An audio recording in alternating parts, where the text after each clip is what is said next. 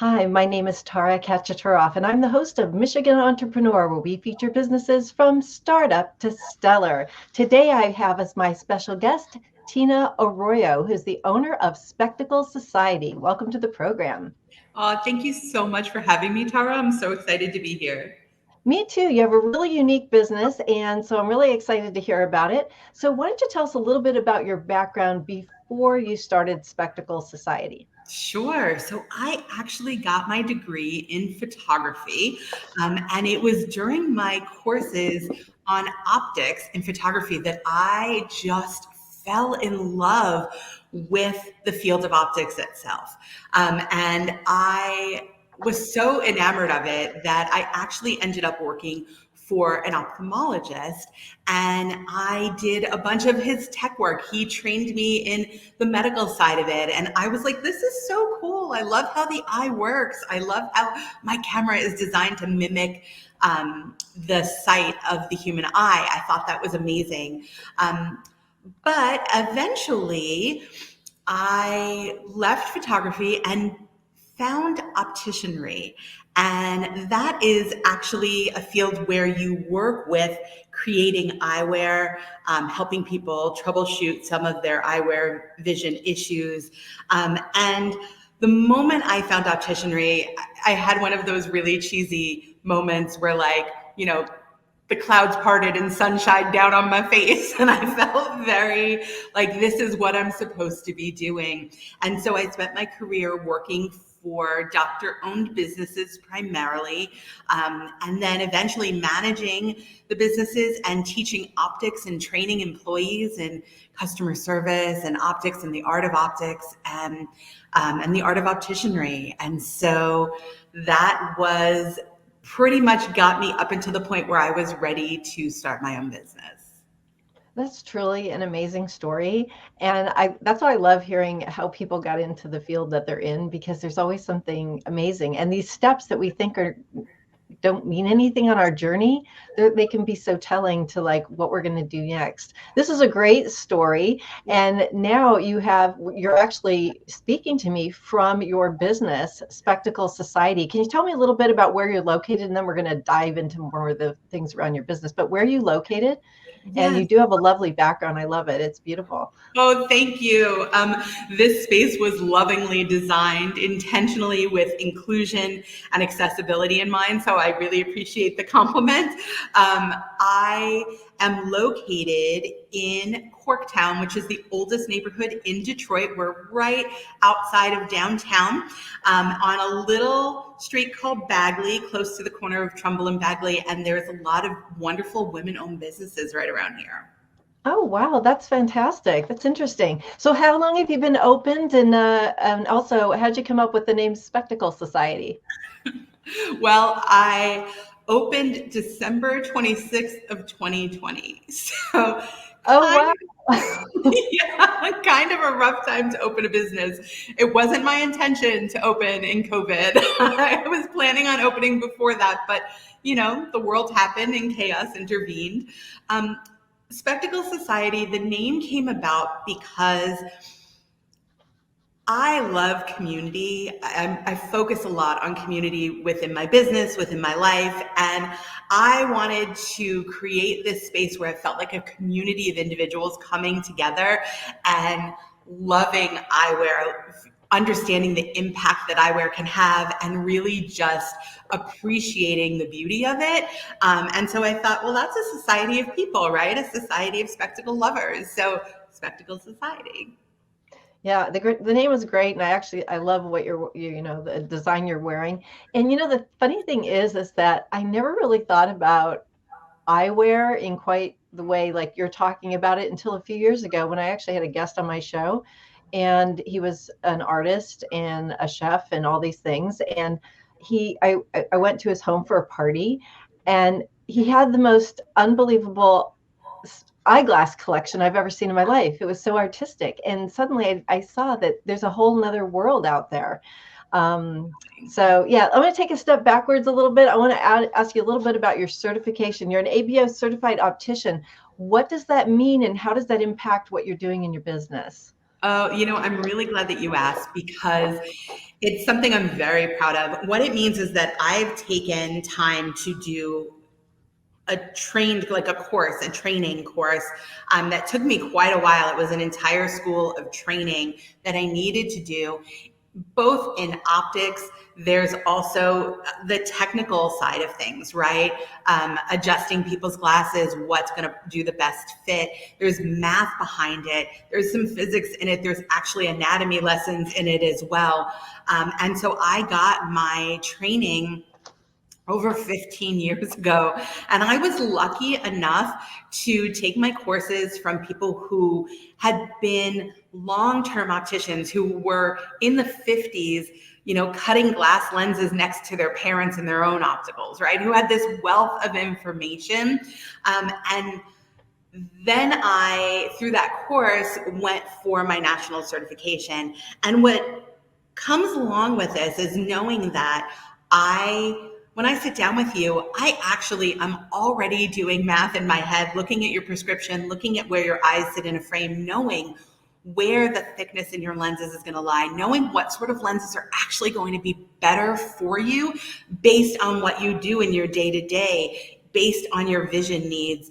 And also that I am going to absolutely hold myself to the highest standards, and that the glasses that you get from me are going to be kept to standards that I agree to keep.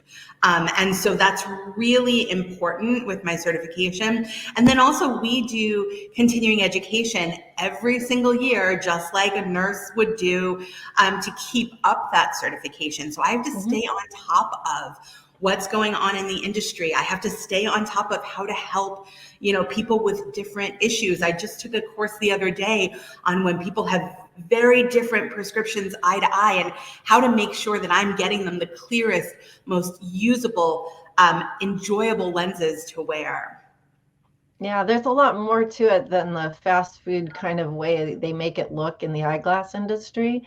I Yes. think people don't understand there's a lot more to it than just ordering something like online and all that sort of thing. So that's really fascinating. And I noticed that you have very interesting eyeglasses on this morning, and I know you have all different kinds of designs at your business. How do you decide how to source the latest fashions? Like, how do you know how to keep up with that? And do things go in style and out of style with glasses? I mean, are we like moved around the world of glasses based on big influencers? How does it all work? Yeah. So I will say that first thing for me in this store, one of the biggest choices that I make is to not carry anything that's mass produced or big box made, anything that's basically made at a very cheap, inexpensive way with inferior product, and then charged a lot of money for a brand name or something on there, a logo. What I want to work with is small independent businesses. So I am a small business supporting other small businesses. And these small independent eyewear designers tend to focus on ergonomic fit, actual quality of the materials, something that's going to feel good on, things that are going to hold your prescription in a great way. They are really spending their time and energy and funds putting them into creating pieces that are meant to last, not, like you said, fast fashion that's going to be over in a moment, right? And when I'm looking for styles, one of the things that I really feel great about here at Spectacle Society is that I am specifically sourcing pieces to fit the wide variety of people that make up Detroit. And I have worked at plenty of places before where they shop in this very, to use an industry word, myopic way, where they're only looking at one segment of the population, right? And they're shopping for either what they like or what works for them. But what I try and do here is have a variety of stuff for people of all different backgrounds, for people of different sizes, people with bigger heads and smaller heads, people with different skin tones, people who have different facial anatomies, maybe a flatter bridge of the nose than I do. I really try and look for a variety of sizes, shapes, colorings that are going to work for the diversity that makes up this city, and also for different gender representations, right? Mm-hmm. And then on top of that, what I'm trying to do is consider everybody has their own personal authentic style, right? So what I love and what works for me may not be what works for you, Tara, right? So I want to have a variety of options. So every single line in here has its own sort of unique feel. And it's going to appeal to a different type of person, right? Somebody who has maybe, a little bit of a bolder, sort of aesthetic may like something like what I'm wearing, right? Which is handcrafted with stonework and actually has fabric in the material. But somebody else may want something a little bit more tame and conservative. And I have lines for that as well. So I really try and source things that are going to give us a wide variety for just the diversity of the city.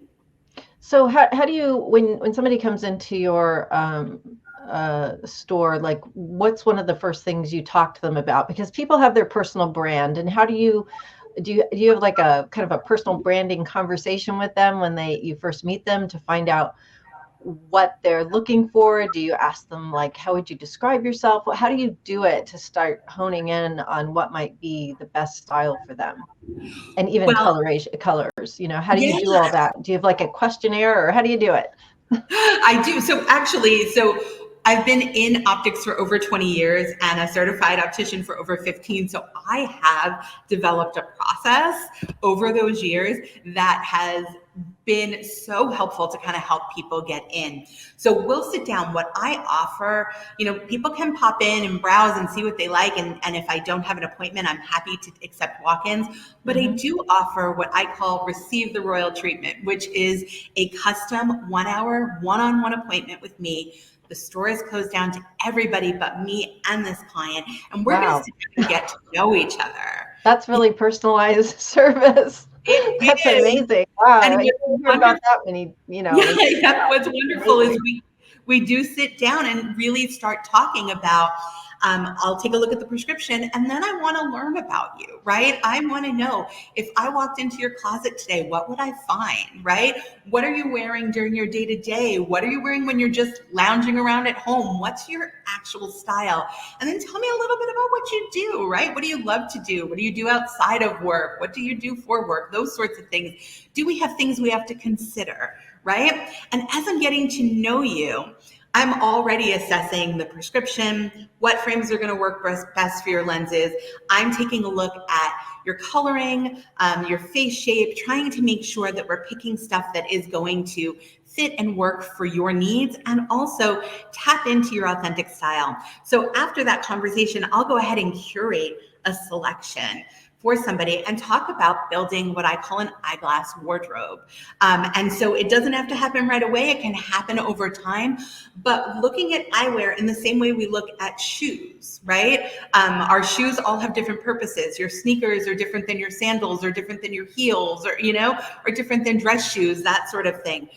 They can all have different purposes, and within those purposes, you can have different styles, right? When people come into the store, what are they primarily looking for? Everyday glasses or something different? What do you see the overall trend? Well, I would say most of the time, people find me because they're looking to love their eyewear, and they haven't in the past. And so I am seeing people generally who are looking for something maybe a little bit more unique. Even in the more conservative pieces, there are ways to be conservative with a unique flair. And so I'm really seeing people who are wanting to step out into something a little different and who really want a little help and guidance through the process. Are some of these people longtime eyeglass wearers, or are these contact lens people who kind of want to have something else to make a personal statement? Like, what do you see in terms of that? Actually, I see a wide mix. I do see a lot of long-term glasses wearers. As a matter of fact, the other day I saw somebody who's like, I primarily wear my contacts because I've hated the way I looked in glasses my whole life, Oh, wow. Okay. And so, really trying to work with people. But I will say that we've had a lot of people, especially through COVID, where everything went to virtual, where we were on Zoom a lot, right? Where people really noticed seeing themselves, seeing their faces over and over and over again all day in meetings, Yeah. where they thought to themselves, uh, my glasses are really doing it for me, one right? one more Zoom meeting. It's like, is that how I really look? Oh my God.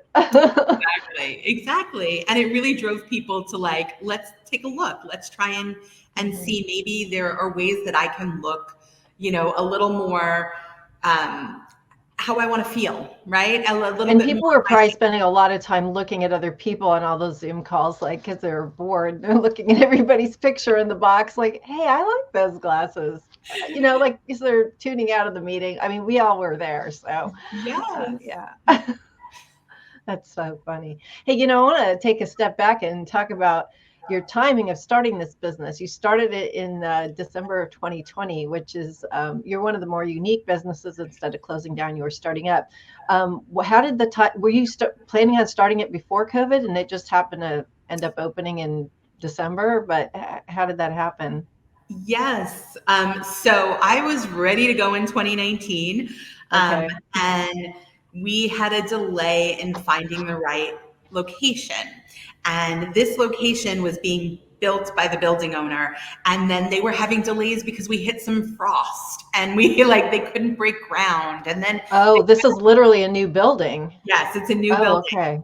And Okay. so they broke ground finally, but then they couldn't do work. It was too cold. You know how construction delays happen. Yeah. Yeah. But the goal originally was to open in April of 2020 after we had some original delays, but it just kept getting pushed with construction stuff. Oh, wow. And then in March, as we all know what happened, right? Chaos ensued and we were hit with nobody could work and everything had to shut down. And when they could work, when we could actually get construction workers in here, right? And our contractor in here, there were limits about how many people could be in a space, how many subcontractors could come in because they had to keep numbers lower for COVID concerns.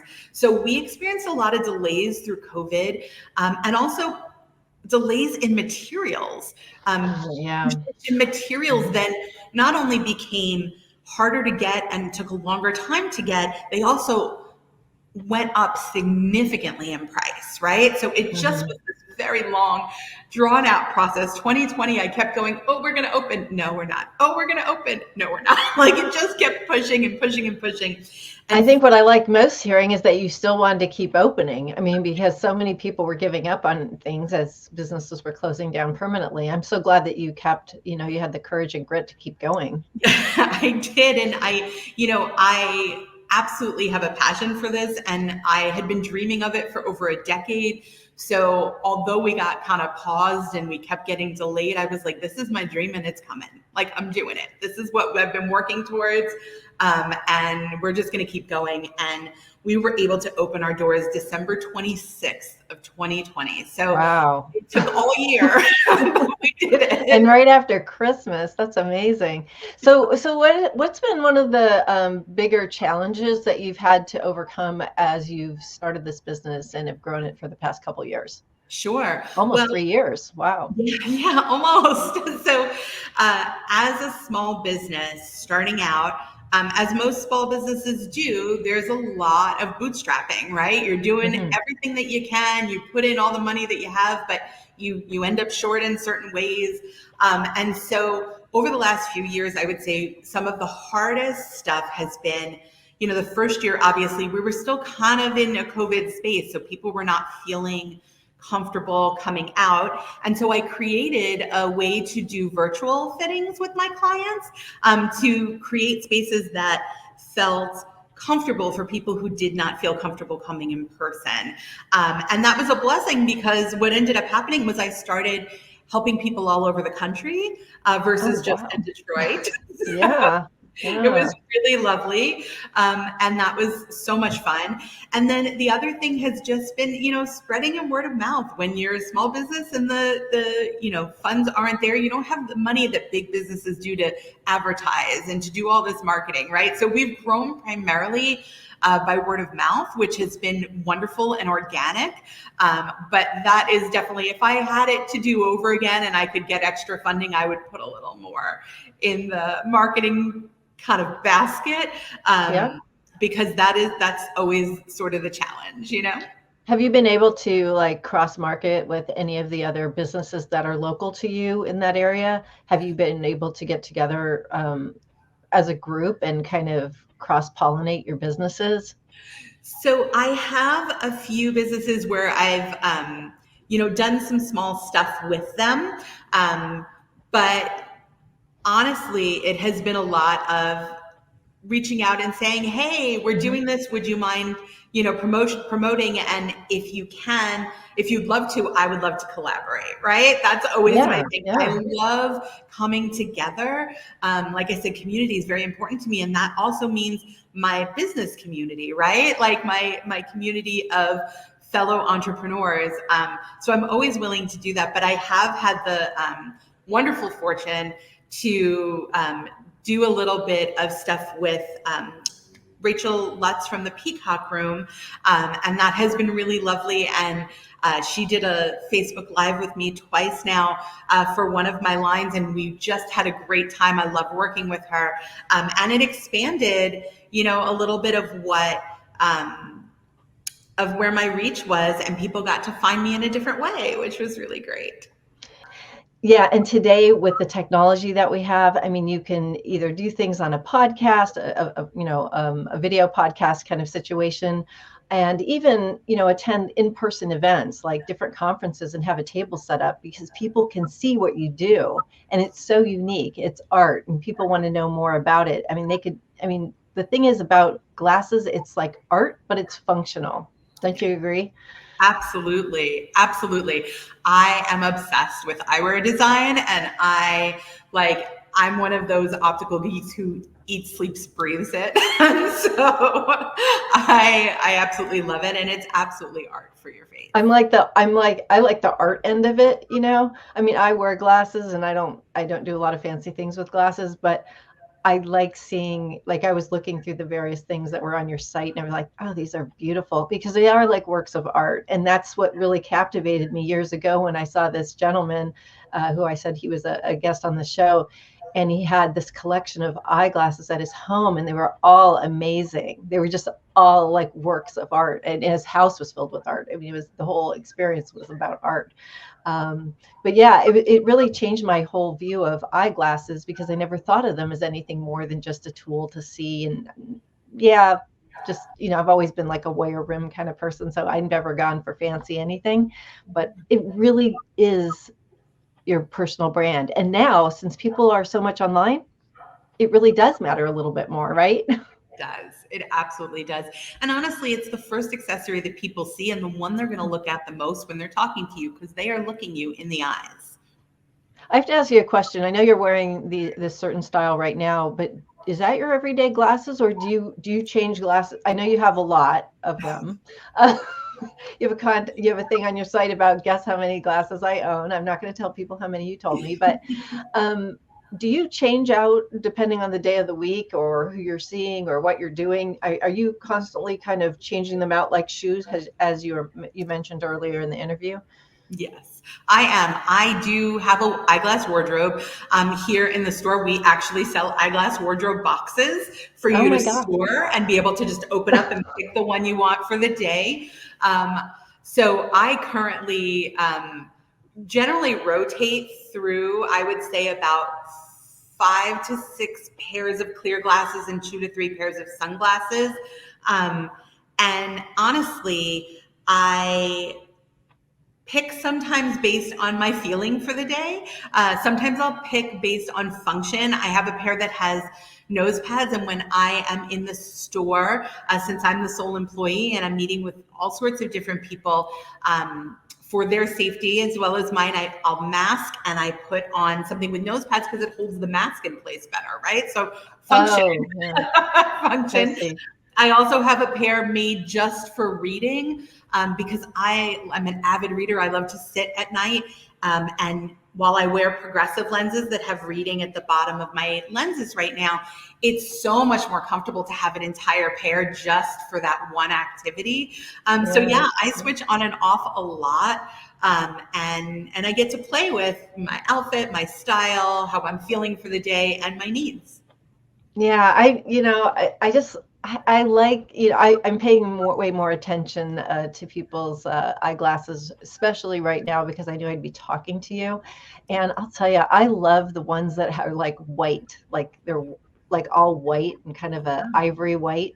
They're so cool. Or like orange glasses. I don't know why I like these things. I don't know, it just stands out to me. I don't even care who's wearing it. I just find them so amazing, you know. But Absolutely. yeah, it's so much fun. So, what is something that you're really excited about when it comes to a success in your business? Let's just chat real quickly about that. What are you most proud of in the last 3 years of running this business? Oh my gosh.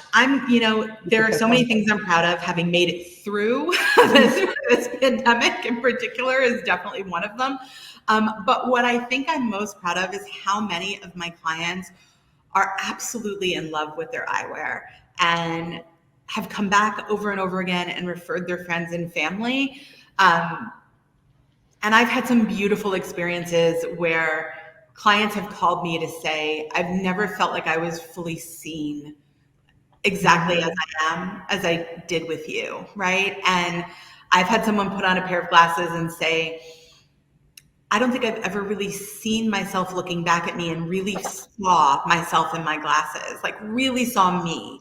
Um, so there are these beautiful moments where people are just feeling incredible. And I have watched people grow from even maybe starting off a little bit more subdued and not as sure of themselves in their style, and growing and growing and growing and really developing an authentic style that they feel amazing in. And you can tell, like when you look at them, they are beaming with confidence. And those are my favorite things in the world. That's my favorite moment when somebody looks in the mirror and feels good. It makes my little optician heart beat faster. Yeah, and really, the glasses are like that extra little thing that gives them permission, and it's kind of a signal to others, right? Because people can see it, to just relax into who they are. And I think it's almost like a little permission ticket, to just be who I am, and you can see me, and they're looking at your eyes, which is how we connect with people, right? So, Exactly, yeah. exactly. And my focus is always to try and help my clients tap into their individuality, celebrate their uniqueness, and express it through their glasses. All right. Well, I've really enjoyed speaking with you today. I just want to ask you one more quick question before we depart, and that is, what is your one piece of advice you'd give entrepreneurs? Ooh, okay. Here's what I would say. You need to love what you're doing. You need to have a passion for it, believe in it, know in your heart it's exactly what you're supposed to be doing, because there will be ups and downs. There will be peaks and valleys. And when you hit those lows, if you don't love what you're doing, it is very easy to give up and walk away, right? But it's worth it. If you are passionate about it, it is worth it to hang on and hang on till you get to those highs. All right. Well, I want to thank you so much. We've been speaking with Tina Arroyo today, who is the owner of Spectacle Society located in downtown Detroit. I want to thank you again for being a guest on Michigan Entrepreneur. If you'd Thank you. like more information about our program, please visit us at www.michiganentrepreneurtv.com. Please join me again in the future when I interview another enterprising entrepreneur. Until then, wishing you the best of business.